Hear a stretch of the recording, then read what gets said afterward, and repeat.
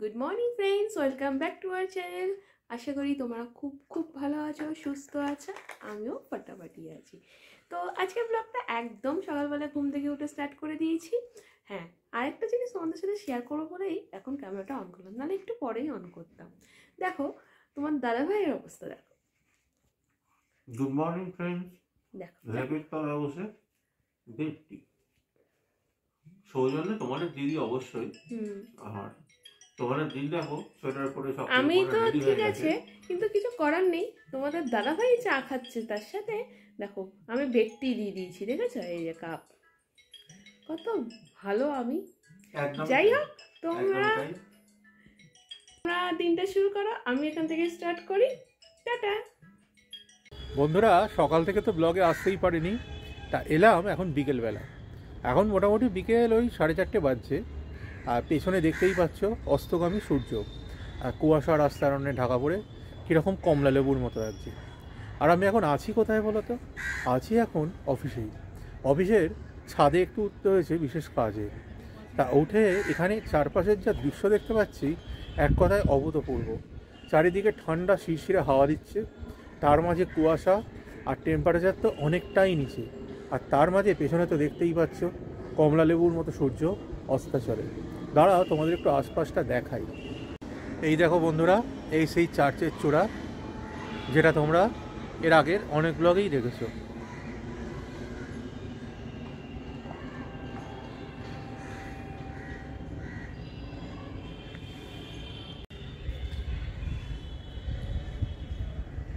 দেখো আকাশে কীরকম ঘুড়ি উঠছে।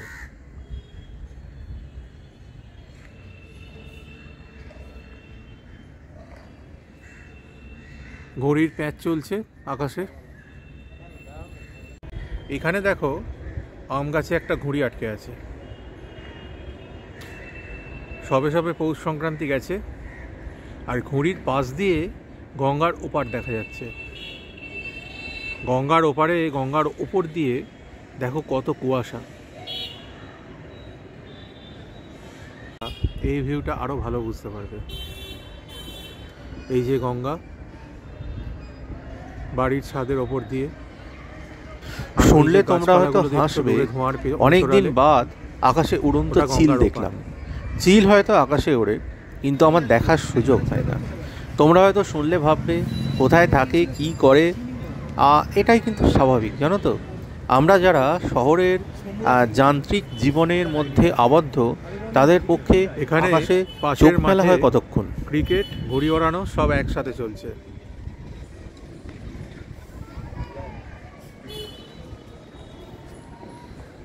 এই গাছটাতে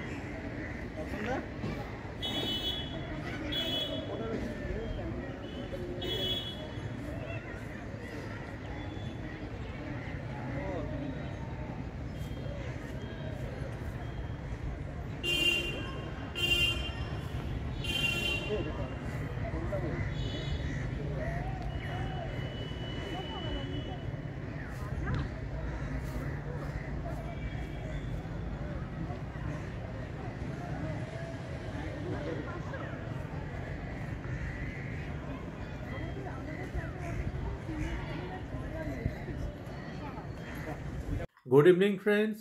অফিস থেকে তো ফিরে চলে এসেছি বাড়ি। এখন ইভিনিং স্ন্যাক নিয়ে বসেছি। ইভিনিং স্ন্যাক আজকে বাড়িতে তৈরি হয়েছে। তা এখন তো তোমাদের আগের দিনই বললাম ব্লগে যে সরস্বতী পুজো পর্যন্ত পিঠে পার্বণ চলবে। তা ইভিনিং স্ন্যাকের মধ্যে আজকেও একটা নতুন টাইপের পিঠে তৈরি হয়েছে, যেটাকে বলা হয় গুড় পিঠে।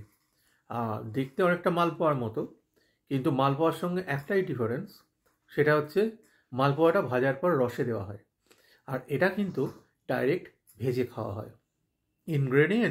ইনগ্রেডিয়েন্টসটা আমি জানি না, ওটা মা ভালো বলতে পারবে। তবে চালের গুঁড়ি আর নতুন গুড়, এ দুটো হচ্ছে একদম কমন ইনগ্রেডিয়েন্টস। আর কি কী আছে সেটা মা বলতে পারবে, সেটা আমার জানা নেই এর রেসিপি কী। আর তোমাদের দিদি আমার এখানেই আছে। দেখাই তোমাদের দিদিকে, দাঁড়াও। হ্যালো। তো আজকে তো সকালে আর আসা হয়নি, এই জাস্ট আসা হলো। কদিন ধরে তোমাদের সকালে ব্লগ সেইভাবে শেয়ার করতে পারছি না, কিছু করার নেই, একটু ব্যস্ত রয়েছে। যাই হোক, তোমার দাদাভাই তোমাদের প্রথমে বলেই দিল কি করছে না করছে, কিন্তু আমি এখন একটু চিড়ে ভেজে নিয়েছি। আমি আবার ওটা খাবো, কিন্তু তার সাথে একটু চিড়ে ভাজা খাবো। চিড়ে ভাজা, পাঁপড় ভাজা, তারপরে সেই গাটিয়া এইগুলো খাবো। তা তোমাদের দাদাভাই তো এগুলো খুব ভালো খায়, এই জন্য বলতো না আমি এটাই খাবো, চিড়ে টিড়ে খাবো না। ঠিক আছে, চলো। বললো না তোমার থেকে একটু শেয়ারও করো, মানে দুটোই খাবে, আমিও যেমন দুটো খাবো, তোমার দাদাভাই দুটো খাবে। যাই হোক, এবার তোমাদের দাদাভাই কিছু বলবে। দেখো বন্ধুরা, তোমাদের দিদি চিড়ে ভাজা, গাটি আর পাঁপড় ভাজা, আর তার প্যারালাল এই যে তোমাদের বললাম গুড় ভিটে, এ দেখো এই হচ্ছে সেই গুড় ভিটে। দেখতে হয়তো খুব একটা ভালো না, কিন্তু খেতে প্রচণ্ড ভালো। তা খেতে থাকি, আবার তোমাদের সাথে পরে ব্লগ শেয়ার করব। ডিনার তো কমপ্লিট হয়ে গেল, এবার চলে এসেছি ব্লগের একদম শেষে। তো ডিনারে আজকে চিকেন স্যুপ ছিল, আর তার সাথে রুটি ছিল। যদিও আমি চিকেন স্যুপ খাইনি, আমি ডিম করে নিয়েছিলাম, তোমাদের দাদাভাই খেয়েছে। তা তোমাদের ব্লগগুলো কেমন লাগছে তোমরা কিন্তু কেউ কমেন্টস করে জানাচ্ছ না, তা বুঝতেও পারছি না ভালো মন্দ লাগাটা। যাই হোক, হয়তো জানাচ্ছ না, নিশ্চয়ই আশায় থাকবো কোনো একদিন নিশ্চয়ই জানাবে, সেদিনের অপেক্ষায় রইলাম। এবার তোমার দাদাভাইকে দেখাচ্ছি কি করছে, দেখো। Hello friends, dinner complete. আর কি করব বলো, এবার তো চোখ দেখেই বুঝতে পারছো কি অবস্থা হয়ে আছে। এবার এই শীতের রাত্রে বাইরে তো রীতিমতো রেকর্ড তাপমাত্রার পতন, আর শীত অনুভূত হচ্ছে। এরপর চিকেন স্টু আর রুটি খেয়ে এরপর মানুষ কী করে, একদম লেপের তলায়। আর এখন সময় তাহলে হয়ে এসেছে গুড নাইট বলার। আপাতত তাহলে তোমাদের তাই বলি, তোমরা সবাই খুব খুব খুব ভালো থেকো, আর শীত খুব ভালোভাবে উপভোগ করো, আর সবাই সুস্থ থেকো। আপাতত গুড নাইট, আবার দেখলো। তা তোমাদের দাদাভাই তো বলেই দিল, তা আমিও তোমাদের বলে দিই গুড নাইট, শুভরাত্রি, খুব খুব ভালো থাকো, সুস্থ থাকো, দেখা হবে নেক্সট ব্লগে। হ্যালো।